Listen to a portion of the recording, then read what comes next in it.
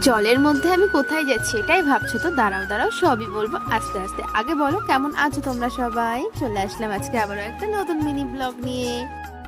এই কদিন এত বাজে আবহাওয়ার জন্য অনেক মানুষের অনেক ক্ষয়ক্ষতি হয়ে গেছে। আমাদের বাড়ির পাশের এই স্কুলটাও যেমন জল উঠে গেছে, বাচ্চা কাচ্চাদের স্কুলে আসতে যেমন প্রবলেম হচ্ছে তেমনই প্রবলেম হচ্ছে যাদের বাড়িতে জল উঠেছে তাদের। এখানে অনেক বাড়িতেই জল উঠে গেছে।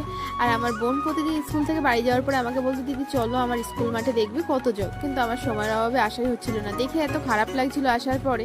তারপরে যাই হোক না কেন, ওখানে দাঁড়িয়ে থাকতে থাকতে বৃষ্টি শুরু হয়ে গেল, তার জন্য আমরা একটু দাঁড়িয়েছিলাম। তারপরে বৃষ্টি থামার পরে ভাবছিলাম একটু জলে নামবো, কিন্তু জলের কালারটা দেখে আর ইচ্ছা করছিল না। কিন্তু কি করব, জল দেখলে তো আবার নিজেকে সামলাতেও পারি না। তারপরে বোনকে বললাম তুই ক্যামেরাটা ধর, আমি একটু যাই জলের থেকে ঘুরে আসি।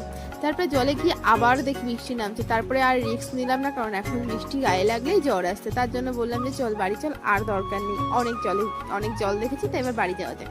তো ভিডিওটা কেমন লাগলো কমেন্ট করে জানিও। টাটা।